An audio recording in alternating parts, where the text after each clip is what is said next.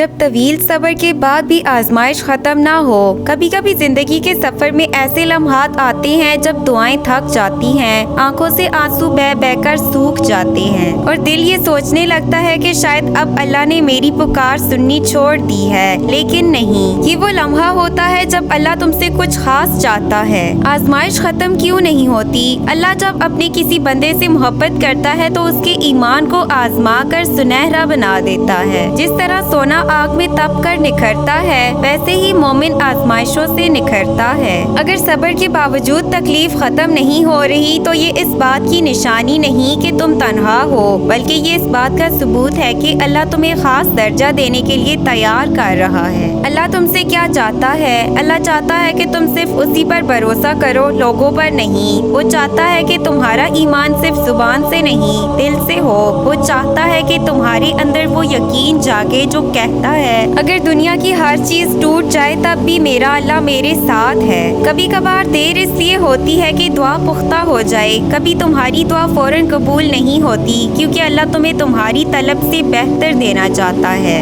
شاید تم ایک چھوٹے درخت کی مانگ کر رہے ہو اور وہ تمہیں ایک باغ دینے کی تیاری میں ہے، اسی لیے آزمائش کو سزا مت سمجھو، یہ اللہ کی توجہ ہے۔ جو جتنا قریب ہوتا ہے اللہ اسے اتنا ہی آزماتا ہے۔ صبر کے بعد کی روشنی۔ یاد رکھو اللہ کبھی کسی کو اندھیرے میں نہیں چھوڑتا، ہر طویل رات کے بعد صبح ضرور آتی ہے، بس تم تھوڑا اور صبر کرو، کیونکہ جب اللہ کن کہتا ہے تو ناممکن بھی ممکن ہو جاتا ہے۔ بے شک اللہ صبر کرنے والوں کے ساتھ ہے۔ جب طویل صبر کے بعد بھی آزمائش ختم نہ ہو تو سمجھ لو اللہ تم سے کیا چاہتا ہے۔ کبھی تم نے سوچا ہے کہ تمہارے آنسو اللہ کے حساب میں شامل ہیں؟ تمہاری وہ راتیں جب تم چپ چاپ سجدے میں ٹوٹ جاتے ہو، وہ بھی اس کے علم میں ہیں۔ وہ لمحے جب تم لوگوں کے سامنے مسکرا کر اندر سے بکھر رہے ہوتے ہو، اللہ ان سب لمحوں کو دیکھ رہا ہوتا ہے، سن رہا ہوتا ہے، سمجھ رہا ہوتا ہے۔ لیکن پھر سوال پیدا ہوتا ہے، اللہ اگر دیکھ رہا ہے، سن رہا ہے، تو پھر یہ آزمائش کیوں ختم نہیں ہو رہی؟ آزمائش سزا نہیں، محبت کی نشانی ہے۔ اکثر ہم سمجھ بیٹھتے ہیں کہ شاید ہم سے کوئی خطا ہوئی ہے، اسی لیے یہ مشکلات ختم نہیں ہو رہی، لیکن حقیقت اس کے برعکس ہے۔ اللہ اپنے محبوب بندوں کو دنیا کی آسانیوں میں نہیں بلکہ آزمائشوں میں تراشتا ہے۔ قرآن میں ہے، اور ہم ضرور تمہیں آزمائیں گے، کچھ خوف، کچھ بھوک اور مال و جان اور پھلوں کے نقصان سے، اور خوشخبری ہے صبر کرنے والوں کے لیے۔ یہ آیت دراصل ایک اعلان ہے کہ مومن کی زندگی میں آزمائش ایک الہی انتخاب ہے، عذاب نہیں۔ اللہ کسی ایسے دل کو نہیں آزماتا جس سے اسے کوئی غرض نہ ہو۔ اللہ تمہیں مضبوط بنانا چاہتا ہے، مایوس نہیں۔ جب تم صبر کرتے کرتے تھک جاتے ہو، جب تمہاری دعائیں قبول ہونے کے بجائے اور تاخیر کا شکار ہو جاتی ہیں، تو اس وقت اللہ تمہیں مزید صبر سکھا رہا ہوتا ہے، کیونکہ ایمان کی بنیاد صرف الفاظ پر نہیں یقین پر ہوتی ہے، اور یقین تب ہی پختہ ہوتا ہے جب حالات اس کے خلاف ہوں۔ جب ہر در بند ہو جائے اور تم صرف ایک دروازے اللہ کے سامنے کھڑے رہو، تب تم سچ میں لا الہ الا اللہ کا مطلب سمجھتے ہو۔ صبر کا مطلب خاموش برداشت نہیں، پختہ یقین ہے۔ صبر کا مطلب یہ نہیں کہ دل اندر سے ٹوٹ جائے اور زبان بند رہے۔ صبر کا مطلب ہے کہ دل ٹوٹنے کے باوجود بھی یہ یقین برقرار رہے کہ میرا اللہ بہتر جانتا ہے، وہ میرے ساتھ ظلم نہیں کرے گا، وہ دیر کرتا ہے مگر اندھیری نہیں چھوڑتا۔ اللہ کبھی خالی ہاتھ نہیں لوٹاتا، لیکن وہ چاہتا ہے کہ تمہارا ہاتھ مانگنے کا عادی ہو جائے، تمہارا دل اس کے ذکر کا عادی ہو جائے، اور تمہارا یقین اس کے فیصلوں پر مکمل ہو جائے۔ کبھی آزمائش قبولیت کی تیاری ہوتی ہے۔ بعض اوقات اللہ کسی بڑی دعا کو قبول کرنے سے پہلے تمہیں تیار کرتا ہے، کیونکہ تمہارا دل اس نعمت کا بوجھ برداشت کرنے کے قابل نہیں ہوتا۔ تم ایک معمولی چیز مانگ رہے ہوتے ہو